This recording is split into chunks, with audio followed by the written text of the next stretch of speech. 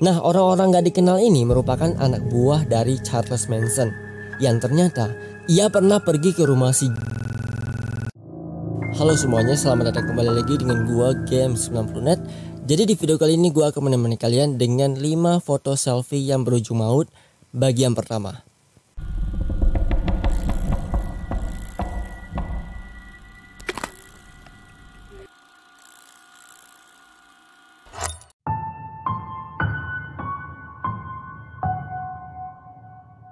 Di dalam foto ini, itu ada 7 kru yang akan mengendarai sebuah pesawat yang disebut dengan nama pesawat Challenge. Nah, misi utama dari penerbangan pesawat Challenger ini adalah untuk memberikan sebuah ajaran kepada anak-anak baru yang ingin atau tertarik untuk mempelajari tentang antariksa. Jadi ceritanya setelah pesawat ini sudah sampai di luar angkasa, nanti bakalan ada mentor, yaitu 7 orang ini.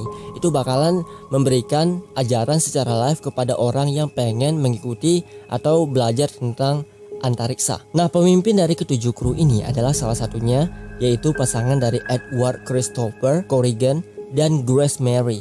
Mereka menjadi yang terpilih untuk melakukan penerbangan keluar angkasa menggunakan pesawat Challenger pada 28 Januari 1986. Nah, peluncuran pesawat ini bisa dibilang sangat-sangat meriah di Amerika ya, karena pada saat pesawat ini ingin diluncurkan, ternyata itu acaranya direkam secara live, alias seluruh masyarakat Amerika itu semuanya pada nonton saat pesawat ini ingin diterbangkan. Cuma pada saat pesawat ini sudah terbang di udara dan sudah mau mencapai atmosfer, tiba-tiba dari badan pesawat ini itu kayak keluar asap. Dan tanpa diduga juga, tiba-tiba pesawat Challenger yang pada saat itu sudah ingin melakukan misi yang cukup penting, tiba-tiba seluruh badan pesawat ini meledak di udara.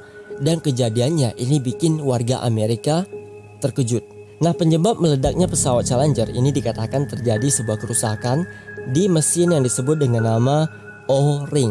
Nah, di O-ring ini saat menembus atmosfer tiba-tiba terjadi gesekan antara udara dan juga mesin yang membuat mesin O-ring itu tiba-tiba kayak meledak. Hal yang paling mengerikan di balik foto ini adalah ketika pesawat Challenger yang sudah diterbangkan di udara dan tiba-tiba dikabarkan meledak, saat dimonitor dari jarak yang cukup jauh, ternyata 7 kru yang ada di dalamnya, saat mereka mengetahui kalau pesawat ini ingin meledak, mereka cuma duduk, diam, gak ngapa-ngapain, menunggu ajal mereka tiba.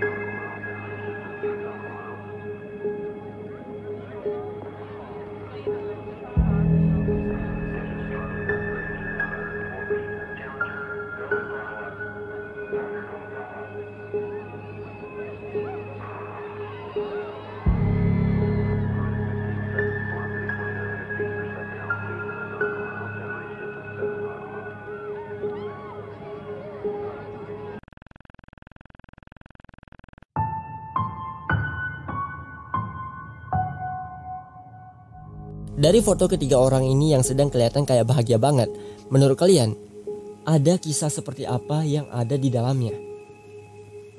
Jadi ceritanya begini, di dalam foto ini itu kan ada seorang wanita polisi, wanita yang bernama Ashley Gwindon. Nah, ia berusia 28 tahun yang baru saja masuk dan secara resmi menjadi polisi. Nah, di hari pertama kerja si Ashley Gwindon, pas malam harinya tiba-tiba dia kayak mendapat telepon darurat dari seseorang wanita yang berasal dari rumah kediaman keluarga Hamilton. Jadi di sini ceritanya ada seorang suami yang bernama Ronald Hamilton dan istrinya yang bernama Crystal Hamilton. Saat itu yang melakukan panggilan darurat ini adalah istrinya, yaitu si Crystal Hamilton, yang melaporkan kalau si Ronald Hamilton alias suaminya ini melakukan tindakan KDRT kepada si doi. Nah, dari sinilah kemudian si Ashley Gwindon dan ada 2 orang petugas yang agak senior lah ini langsung datang ke rumah kediaman Hamilton. Tapi tanpa diduga banget, ternyata si Ronald Hamilton ini merupakan bekas dari seorang tentara yang pada saat ketiga polisi ini datang ke rumah si Hamilton dan mencoba untuk menghentikan aksi yang dilakukan sama si Ronald Hamilton. Saat itu juga si Ronald itu langsung ngeluarin pistol miliknya dan langsung nembakin si Ashley Gwynden sampai tewas. Sedangkan kedua polisi yang masih senior, ceritanya mereka selamat dengan kondisi tubuh mereka ini tertembak sama si Ronald Hamilton.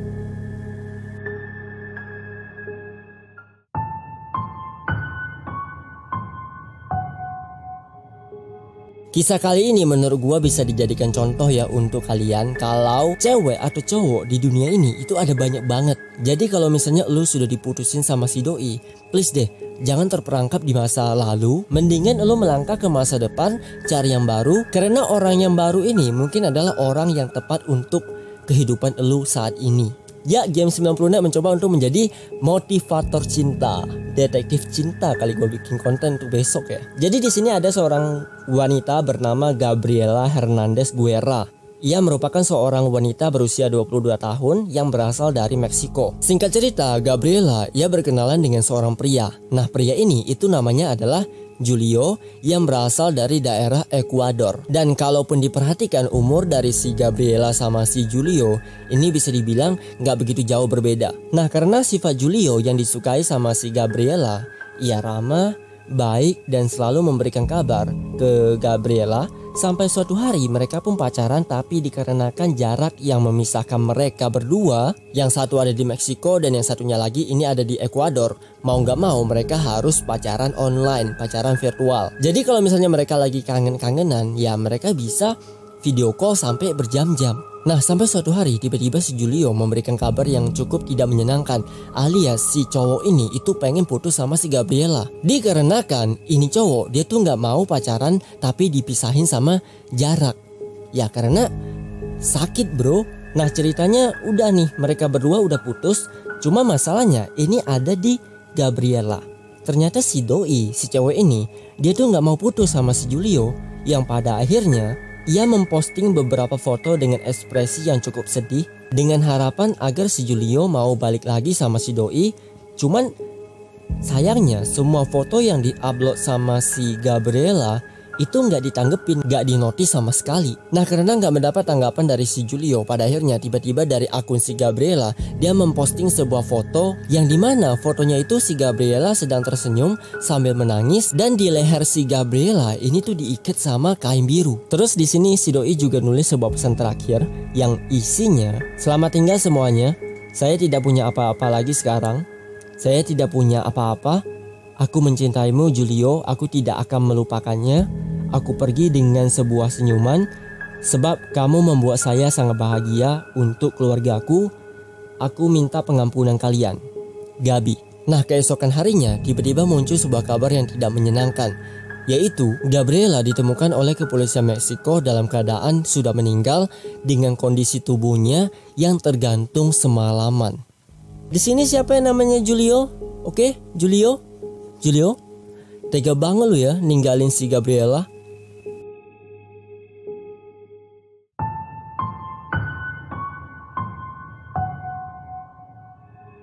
Foto berikut ini memang kelihatan kayak sekumpulan orang yang memiliki kulit dengan pigmen agak aneh.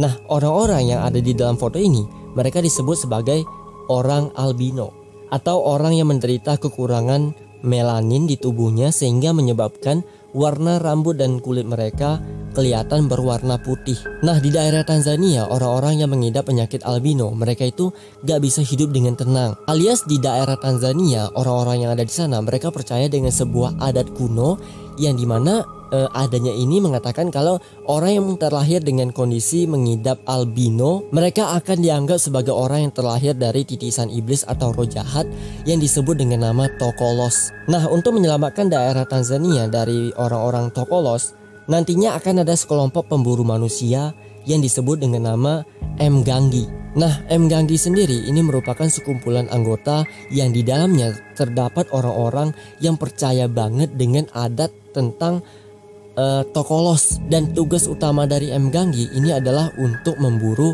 orang-orang yang terlahir dengan penyakit albino. Jadi nasib dari orang-orang yang mengidap albino ini bisa dibilang sangat gak beruntung banget kalau lahir di daerah Tanzania.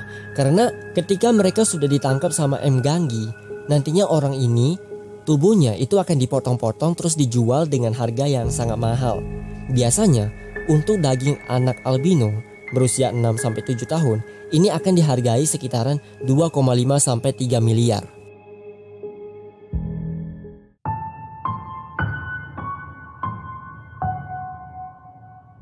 Kisah kali ini berasal dari seorang pembunuh berantai yang paling terkenal di dunia, yaitu Charles Manson. Nah, kisah dari si Charles Manson ini tuh ceritanya panjang banget. Jadi kalau misalnya ada kesempatan, nanti di next video gue bakalan bikin versi full ceritanya, alias gue bakalan bikin di ungkap misteri. Singkat cerita, di sini ada sebuah foto seorang ibu muda yang di dalam perutnya ini sedang mengandung. Wanita ini dipanggil dengan nama Sharon Tate. Ia merupakan seorang artis dan menikah dengan seorang sutradara film yang bernama Roman Polanski, dan ia juga pernah ikut bermain ke dalam sebuah film yang berjudul The Fearless Vampire Killer.